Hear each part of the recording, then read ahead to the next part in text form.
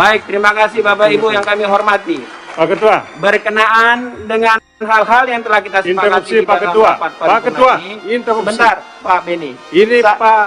Saya tadi sudah berikan kepada fraksi Demokrat Bukan, 4. ini sebelum dilanjutkan Pak Ketua. Nanti Pak Beni, setelah Tolong pandangan, Pak Ketua, sebelum dilanjutkan kami dikasih kesempatan. saya sudah berikan kesempatan Pak Beni. Tolong Pak Ketua. Nanti Pak Beni, saya Juga, dengar dong. dengarkan ini. Saya Saya interupsi, minta saya interupsi interupsi. Anda nanti setelah. Saya interupsi. Tidak, interupsi. saya ngatur di dalam rapat ini. Tolong saya diinterupsi.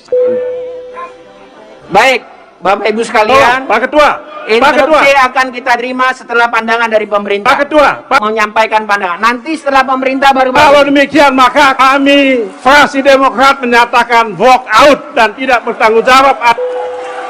Dewan Perwakilan Rakyat mengesahkan rancangan Undang-Undang Cipta Kerja menjadi undang-undang dalam rapat paripurna DPR RI hari ini. Dari 2 dari 9 fraksi menolak pengesahan, bahkan fraksi Demokrat walk out dari sidang. Simak dan kita dengar bersama. Maka sekali lagi saya memohon persetujuan untuk di dalam forum rapat paripurna. Bisa disepakati? Dewan Perwakilan Rakyat mengesahkan rancangan Undang-Undang Cipta Kerja menjadi undang-undang dalam rapat paripurna di DPR hari ini. Hanya 2 dari 9 fraksi di DPR yang menolak pengesahan RUU Cipta Kerja.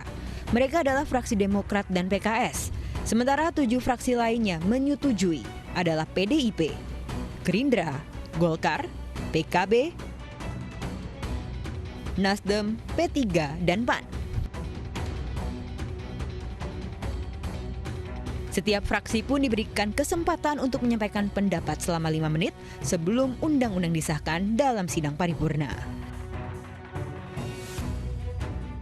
Seharusnya pengesahan Omnibus Law Cipta Kerja menjadi undang-undang dijadwalkan pada Kamis mendatang, tetapi dipercepat hari ini. Pihak Balek mempercepat masa sidang karena alasan pandemi COVID-19. Undang-Undang Cipta Kerja terdiri atas 15 bab dan 118 pasal. Pembahasan dimulai sejak 20 April hingga 3 Oktober kemarin. Surat Presiden RUU Cipta Kerja diserahkan pemerintah ke DPR pada 12 Februari lalu. Undang-Undang Cipta Kerja bertujuan untuk membuka kemudahan berusaha dan penyederhanaan izin dalam menciptakan lapangan pekerjaan.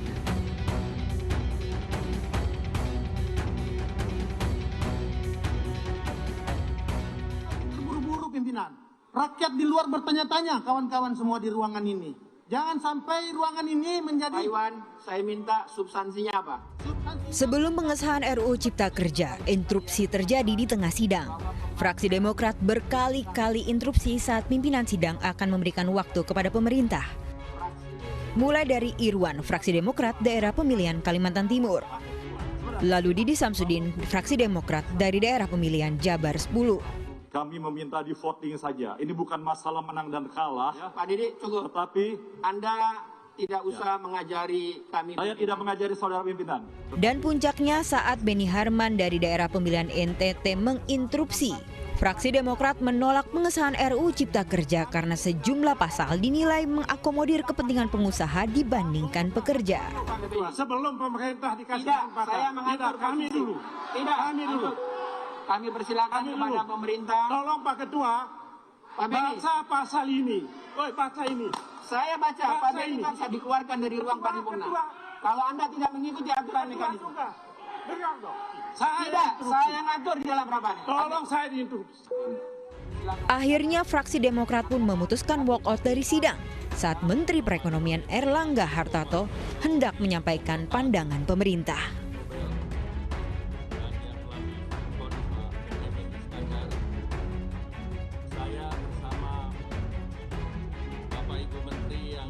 Pembahasan rancangan undang-undang ini hanya ketok saja, tidak ada diskusinya, ya, tidak ada diskusinya. Lalu alasan yang ketiga tentunya, ya, rancangan undang-undang ini kalau teman-teman baca itu lebih banyak mengakomodir kepentingan pebisnis, sedangkan kelompok-kelompok rentan masyarakat seperti nelayan, petani, pekerja UMKM sama sekali tidak diperhatikan. Hanya memberikan legalisasi, ya, dekriminalisasi terhadap pebisnis-pebisnis yang selama ini melakukan perambahan hutan. Itu yang terjadi. Ya, bagaimana kita bisa menyetujui rancangan undang-undang semacam ini? Maka kita menolak.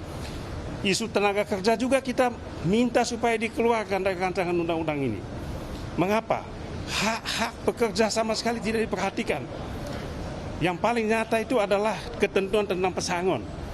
Pesangon itu sesuai dengan undang-undang existing itu 32 kali gaji. Ini dipotong.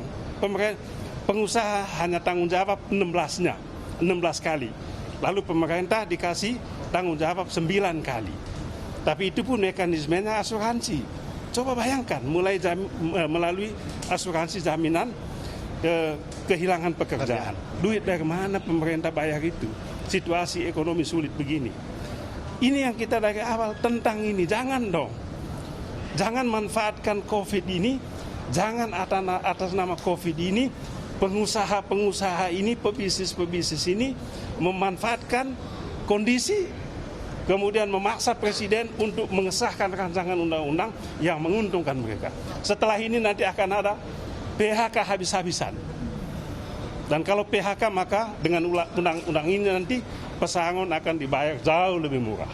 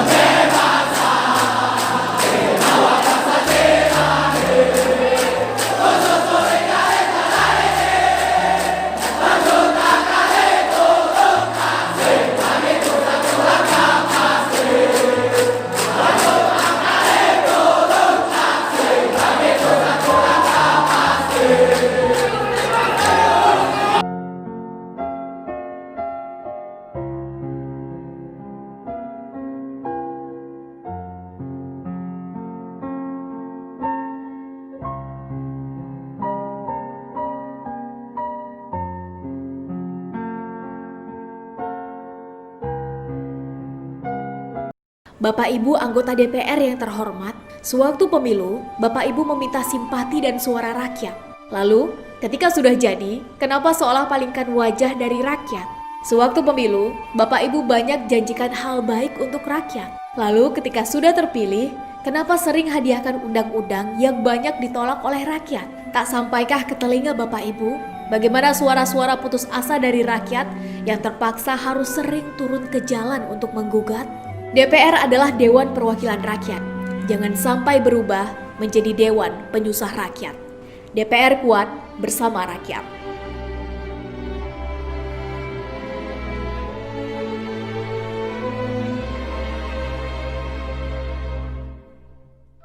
Kepada Tuan dan Puan, para anggota DPR yang terhormat, apa kabar hari ini? Sepertinya tak sebaik biasanya. Sama, di sini pun begitu. Kita semua memang sedang diuji. Hidup memang tak selalu baik, kan? Seperti kami-kami ini, Tuan dan Puan juga mungkin lebih banyak bekerja di rumah. Kalau lihat siaran sidang atau rapat terbuka di gedung DPR sekarang sih kelihatannya banyak kursi yang kosong. Tapi biasanya juga kosong kan ya? Tuan dan Puan anggota DPR yang terhormat, saya perhatikan parlemen-parlemen negara lain fokus melawan corona. Tapi rasa-rasanya isu-isu yang keluar dari Senayan belakangan kok kebanyakan tidak terkait corona ya? Kami malah membaca DPR bersemangat membahas isu-isu lain. Contohnya, rancangan Undang-Undang Cipta Kerja yang banyak ditolak karena dinilai mementingkan kepentingan investor di atas kebutuhan pekerja. Presiden Jokowi pekan lalu sempat menyatakan pemerintah dan DPR menunda pembahasan salah satu klaster di rancangan undang-undang itu, klaster ketenagakerjaan. Ini untuk memberi kesempatan mendalami substansi dan mendapat masukan dari banyak pihak. Berpegang pada alasan itu, maka sudah seharusnya klaster lain dalam RUU Cipta Kerja pun perlu ditinjau ulang. Karena yang lain juga bukan tanpa masalah, terutama dari perspektif lingkungan dan keadilan gender. Tidak cukup hanya menunda pembahasan satu klaster saja. Ada juga RUU lain yang masih nekat mau dibahas. Ada RUU KUHP yang tahun lalu diserbu unjuk rasa. Lalu RUU pemasyarakatan. Ada koruptor yang sudah ngebet pengen bebas kah? Apa kabar Pak Yasona? Terus terang saja, membahas undang-undang yang menyangkut hajat hidup orang banyak di masa seperti sekarang ini terlalu mengundang curiga.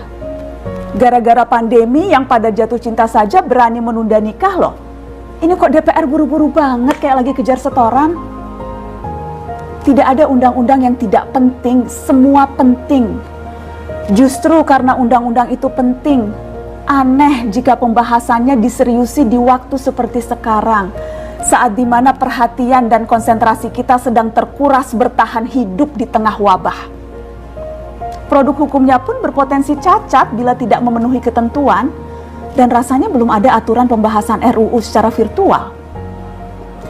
Jika ngotot menuntaskan Omnibus Law, atau RUU KUHP, atau RUU pemasyarakatan, jangan salahkan jika ada yang menilai DPR tidak menjadikan perang melawan corona sebagai prioritas.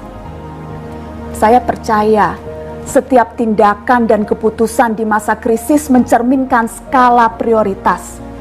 Atau memang inikah prioritas wakil-wakil rakyat kami saat ini?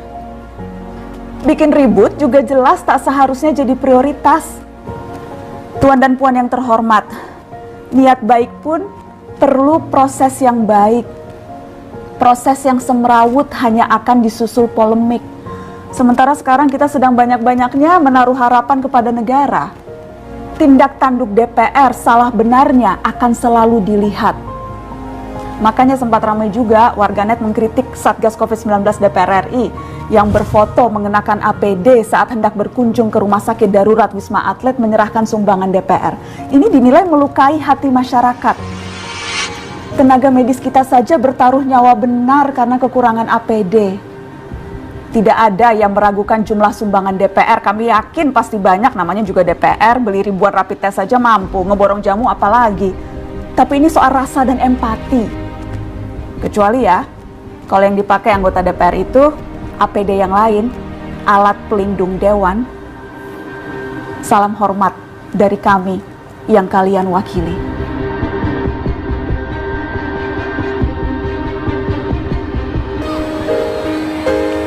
Berkibarlah bendera negeriku, berkibarlah engkau di dadaku, tunjukkanlah